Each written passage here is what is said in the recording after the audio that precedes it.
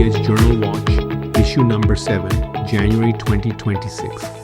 I'm Dr. Sharma, and this is where we slow down the literature, separate signal from noise, and focus on what actually changes clinical electrophysiology practice. This is a data-heavy issue, so today I'll walk you through the key trials and safety signals, highlight the clinical implications, and point you to the newsletter for full figures, methods, and references. We begin with one of the most practice-changing analyses in atrial fibrillation care. How many direct oral anticoagulants doses can you miss before stroke risk becomes dangerous? For years, we have relied on an 80% adherence rule. But that threshold was never outcome-based. It was convenient, not evidence-driven. This large, nationwide, real-world analysis finally answers the right question. Using 90-day rolling adherence windows and machine learning modeling tied directly to ischemic stroke, the authors demonstrate a sharp, non-linear increase in stroke risk once adherence falls below approximately 90%. This matters because the translation to real life is sobering. 90% adherence means no more than about 9 missed doses over 3 months. At 85%, that climbs to 13 or 14 missed doses. And at 80%, roughly 18 missed doses, stroke risk nearly doubles. Missing more than 1 dose per week is not benign. For direct oral anticoagulants, mostly adherent is simply not good enough. The EP edge take is clear. Stroke prevention with direct oral anticoagulants requires near-perfect consistency, and the traditional 80% rule should be abandoned in atrial fibrillation care. Next, we turn to stressor-associated atrial fibrillation. Up to 30% of new atrial fibrillation occurs during acute stress, after surgery, during sepsis, or in the setting of myocardial infarction. Historically, these episodes were labeled reversible. The data now tell a very different story. Recurrence rates approach 20 to 30% at 1 year, 40 to 50% at 5 years, and continue to rise with longer and more intensive monitoring. More importantly, these patients experience higher rates of stroke, heart failure, and mortality, approaching those seen with so-called primary atrial fibrillation. Mechanistically, this reflects inflammation, autonomic imbalance, atrial stretch, and ischemia, not a transient electrical fluke. The management implication is critical. Do not reassure and discharge. Anticoagulation decisions should follow standard AF frameworks, and many patients warrant long-term rhythm surveillance. We now move to a new and important safety signal emerging with pulsed field ablation. Beyond esophageal or phrenic nerve concerns, laryngospasm has now been reported during PFA, particularly under general anesthesia using a laryngeal mask airway. These cases share a striking pattern: sudden loss of end-tidal CO2, inability to ventilate, and rapid resolution with neuromuscular blockade. In one case, vocal cord spasm was directly visualized. The mechanism is likely multifactorial: autonomic reflex activation, laryngeal nerve involvement, and airway displacement during catheter manipulation. The EP edge take. This is a low-frequency but high-acuity complication. Labs using general anesthesia with an LMA must adjust anesthesia strategy and rehearse rapid airway response protocols. Next, a head-to-head comparison of nanosecond pulsed field ablation versus conventional radiofrequency ablation for paroxysmal atrial fibrillation. This randomized multicenter trial demonstrates non-inferior rhythm outcomes at 12 months. Arrhythmia-free survival is essentially identical. The differences lie elsewhere. Nanosecond PFA delivers shorter procedure times, but at the cost of higher fluoroscopy exposure. Safety profiles differ rather than improve, with rare hemolysis signals in PFA and esophageal injury remaining an RF concern. This is no longer a question of efficacy. It is a decision about workflow, radiation, and safety trade-offs in your lab. We then shift briefly to policy and why it matters clinically. Broad PFAS legislation risks conflating harmful small molecule chemicals with inert fluoropolymers that have 50 years of safe use in EP devices. Despite medical exemptions, suppliers are already withdrawing from markets, raising the real possibility of device shortages and delayed innovation. This is not environmental theory, it is patient care.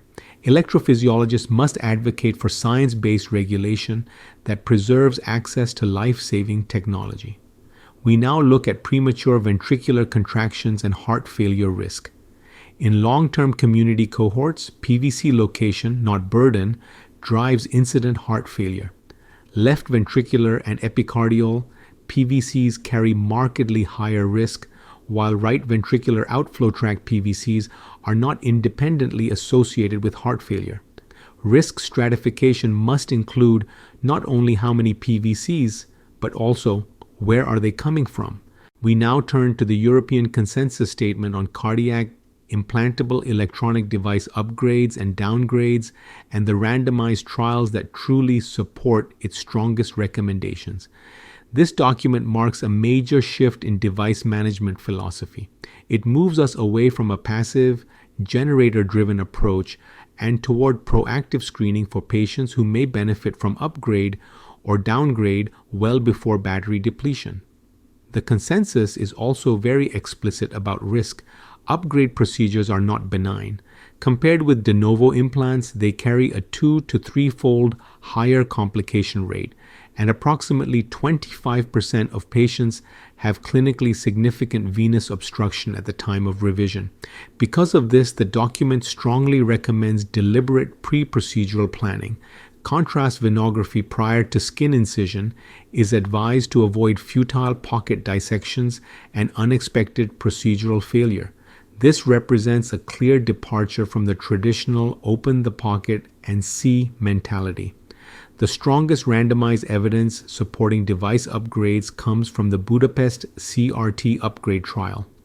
This is the cornerstone trial that underpins the consensus recommendation to upgrade selected patients with pacing-induced cardiomyopathy. Budapest enrolled patients with symptomatic heart failure, a left ventricular ejection fraction of 35% or less, and a right ventricular pacing burden greater than 20%. Importantly, the actual pacing burden in the study population was substantially higher, averaging over 80%. Patients were randomized to continued right ventricular pacing or to an upgrade to cardiac resynchronization therapy with defibrillation. The results were striking. The primary composite endpoint, heart failure hospitalization, all-cause mortality, or failure to achieve at least a 15% reduction in left ventricular end systolic volume, was dramatically reduced in the CRT upgrade group. The adjusted odds ratio for the primary endpoint was approximately 0.11, representing nearly a 90% relative risk reduction. For the clinically meaningful composite of heart failure hospitalization or death, the adjusted hazard ratio was approximately 0.28. This translated into an absolute risk reduction of roughly 20% at 1 year, yielding a number needed to treat of about 5. In electrophysiology, very few device trials deliver that magnitude of benefit. However, the consensus appropriately urges restraint and extrapolation. Because pacing burdens in Budapest were so high, these data most strongly support CRT upgrade in true pacing-induced cardiomyopathy. Applying the same logic to patients with borderline pacing burdens, for example 20 to 40%, requires clinical judgment, not algorithmic reflex. While Budapest tells us why to upgrade, the RAPID trial informs us how to do so more safely.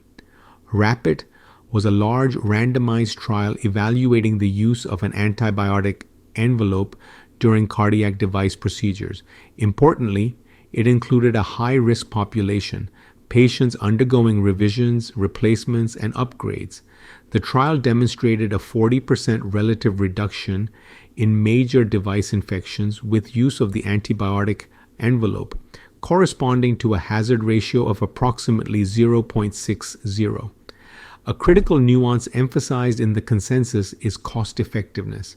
While the number needed to treat is high for de novo implants, it drops substantially in upgrade and revision procedures, where infection risk is greatest. This is why the European document strongly endorses antibiotic envelopes, specifically in upgrade and revision cases. It is a data-driven recommendation, not a blanket mandate. Device downgrades are addressed with equal pragmatism. Patients who are CRT super responders or who develop frailty or competing illness often prompt discussions about defibrillator removal. Here, the document highlights the technical challenge posed by DF4 systems, where pacing and defibrillation functions are combined in a single connector. True downgrades frequently require lead revision, abandonment, or extraction. In many cases, the lowest risk strategy is replacing the defibrillator generator and deactivating shock therapies, rather than pursuing anatomically elegant but procedurally hazardous solutions. Infection prevention remains central throughout. In addition to antibiotic envelopes, the consensus advises against routine capsulectomy, given the strong association between post-procedural hematoma and subsequent device infection. The overarching message of this consensus extends beyond any single algorithm. It defines the emergence of the specialized device upgrade center. Complex upgrades demand experience, advanced imaging, venoplasty or extraction capability, and rigorous infection control. They are no longer procedures to be approached casually at the time of generator change. To summarize this issue, direct oral anticoagulants adherence requires near-perfect consistency. Stressor-associated atrial fibrillation is not benign. Pulsed field ablation introduces new airway safety considerations. Nanosecond PFA and RF deliver similar efficacy with different trade-offs. PFAS policy directly affects patient care. PVC location matters more than burden, and device upgrades demand specialized expertise. All infographics, figures, and full references are available in the LinkedIn newsletter, EP Edge Journal Watch. If you have comments, suggestions, or topics you'd like covered, you can reach me directly at epedgecast@gmail.com. Thank you for listening. I'm Dr. Sharma, and I'll see you in the next issue of EP Edge Journal Watch. Bye for now.